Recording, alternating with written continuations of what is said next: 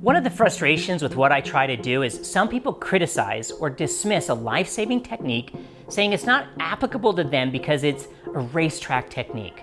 What if I told you that by implementing some racetrack techniques, you could keep riding at the exact same speed you're riding now, but with less risk? If you are anywhere on the internet, Facebook, Reddit, Instagram, you've probably seen clips from the Yamaha Champions Riding School promoting their new online riding program, champu. Now, I've long been a supporter of the Yamaha Champions Riding School, and in case you're not familiar with the program, the Yamaha Champions Riding School evolved from the Freddie Spencer Riding School and is helmed by Nick Einach, a very accomplished racer in his own right, but also a longtime moto journalist, which makes him extremely knowledgeable as a rider, but also just as good at distilling complex concepts down into concise, understandable language.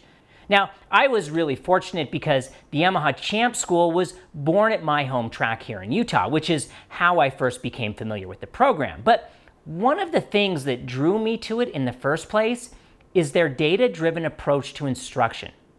They look at what the best racers in the world are doing and integrate those techniques into the school. Techniques that allow the best riders in the world to navigate corners at unimaginable speeds for us mere mortals. Those techniques can absolutely be applied to a street rider going a fraction of that pace. Do you think the bike knows if you're on the street or you're on the racetrack? Do you think it knows?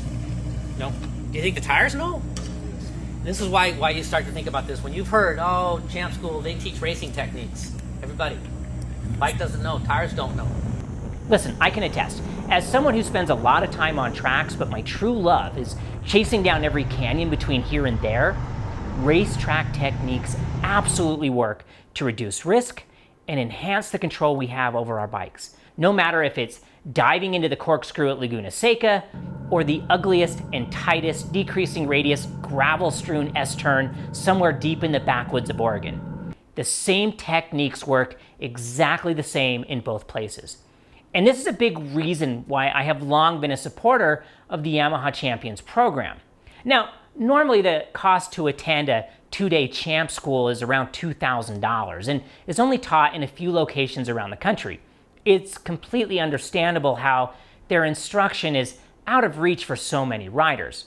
Not to mention, so many riders tend to mistakenly think a track school doesn't apply to them as a street rider. So during the COVID pandemic, when the world was shut down, the Yamaha Champ School apparently got busy addressing both of those concerns and developed an online program called champu. And last I looked, it was less than $100. I wanted to know what this more accessible online program had to offer. So with my own money, I bought myself a pass and proceeded to work my way through the online champu program. So what did I think of the program? Did I learn anything? All right, riders. Do I think you should give it a go? Well, not to give it all away, it was better than I thought it was going to be. And yes, you should sign up. No matter if you are a nugget who just bought your first 390 Duke, just getting your motorcycle legs underneath you, or an old graybeard salty dog with 100,000 miles on your current Road King, champu is well worth it. To start things off, they quantified things that I hadn't really thought of as a thing. So here's an example of what I'm talking about. The school is broken down into, I think, 13 different topic areas, and the very first topic of discussion is called mental approach. They started talking about having a mantra that you say to yourself when you ride. So as we're here getting ready to go for a ride, we're thinking about the first core champions habit, which is being in the moment, really having a plan and having a mantra or something that really clicks you into the present. Get a mantra. That is this drill. You've got to get a mantra going. You've got to get something that you'd say or do before you get on your motorcycle. And I'm thinking, that's silly. I don't have a mantra. I'm not so sure about this. And then I went for a ride and it dawned on me, I have a dozen or more different mantras I use depending on what I'm struggling with or what I'm working on. Wait for the wait. See everything, look at nothing. Don't surprise the tire. Let the corner come to you. So, yeah, right off the bat, I was wrong, and the program was helping me quantify some of my own riding techniques. So I'll just go over here and eat my slice of humble pie.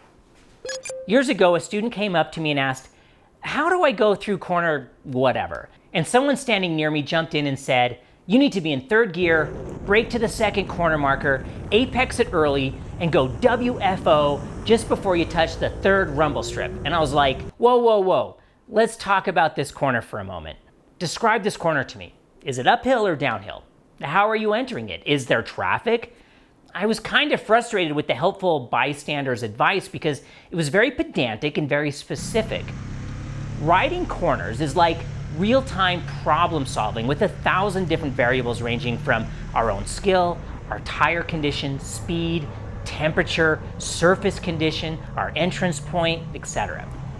Instruction should give us tools to help us solve those problems on our own when there's no braking markers or apex cones or giant X's taped onto the ground to tell us when to perform different operations. And I think this is where ChampU just shines. They are not teaching, in their own words, rote sequences. We're going to ride the bike based on direction, not based on where it is on the racetrack. We're not going to go to the brakes there and turn in here and use the brakes till this one point. That's not how we ride. We don't ride by rote. We're riding the bike based on direction. So the best riders in the world know this. I need to control my speed no matter what variable happens, whether I get in here too quickly, pull on the brakes too soon, have a light fuel load, a heavy fuel load, whatever is changing in our sport, which there's always things that are changing, we control our speed based on direction and we get the bike pointed no matter what. They're giving us tools to help us put the motorcycle where we want it and how to make corrections. And guys, this is something I've always believed in down to my very core. Teach in a way that the student learns how to continue to coach themselves, how to analyze their own performance and how to make corrections, how to make the best decisions, and in the case of motorcycles, how to reduce risk and have more fun. So on one hand, I walked away from ChampU thinking, great minds think alike. We're saying a lot of the same stuff, even if phrased or presented differently. But also, they said a lot of things better than I have. And here's another example. Taking the ChampU made me realize that I may have been explaining something to you guys in not quite the best way. If you've watched my videos, I often say, and ideally we continue trailing on that front brake until we arrive at the apex and we can see the exit of the corner. After going through ChampU, I think that phrasing may have done you guys a disservice. It wasn't as clear as I think I thought it was, as clear as it could have been. I think using the word ideally may have implied the wrong thing. When I was using that phrase, I was thinking about a racetrack environment, ideal conditions, where we are trying to slow until the point where we can get back onto the gas, finding and respecting the slowest part of the corner. And here's where I think I could have been better. How many ideal corners do we see, especially on the street? I'm afraid that my gravitation to ideal didn't give permission to use maintenance throttle in those situations where we are comfortable with our speed and our direction, in those corners where we may not need to continue slowing down but can't quite see our exit yet. Where ChampU did it better is they make it very clear that maintenance throttle can often be a very important part of a corner, especially those long sweeping corners. Honestly, I go to maintenance throttle mid-corner all the time. Hell, I even go back to the brakes mid-corner if I need to. So I hope you guys don't judge me too harshly for this. I've always said that if a new and better way comes along, I'm not going to get too attached to the old way, and I'll adapt. I try really hard to research and come up with what I believe is the better way, and the way ChampU described trail braking was better. It's more flexible while not taking away options for dealing with the unexpected. All right. Hey, the whole idea is you no longer ride a bike hoping, emotionally hoping. You ride it technically. As you approach the corner, you roll off to the brake lever, use the brakes into the corner till you're happy with two things, speed and direction. When you're happy with speed and direction, you come off the brakes, you go to neutral throttle, your radius holds until you can see the exit, take away lean angle. Next corner, do the same thing. This is life-changing and it's industry growing. Radius equals miles per hour. Listen guys, I don't want to go into too much detail about each of their topic areas because I sincerely believe it really is in your best interest to take the course. It's really extremely cheap for what you get out of it, but one thing I do want to say is if you decide to sign up, and I hope you do, so when you do sign up, Don't rush through it. There are 13 topic areas, each with several videos. 40 videos, I think.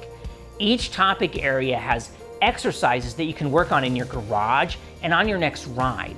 It took me a couple weeks to go through the online program because I really wanted to digest and process the information before moving on to the next topic. Look guys, I gotta tell you, and I feel the need to stress this, I'm not getting paid for this. There's no coupon code that credits me, and no money comes my way if you sign up. Making these videos isn't my full-time job. I do this because I love this sport, and it was so hard for me as a new rider to find credible and quality information to help me become a better, faster, and safer rider. In all honesty, this program is exceptional. I keep thinking what I would have done to have access to this content years ago. So yeah, I think all y'all should sign up. It's really, really good. I put a link to the program in the description, as well as a link to Nick's book, Sport Riding Techniques. If you've taken the Champu online courses, leave me a comment to let me know what was your favorite concept they presented. Thanks so much for watching, and ride well.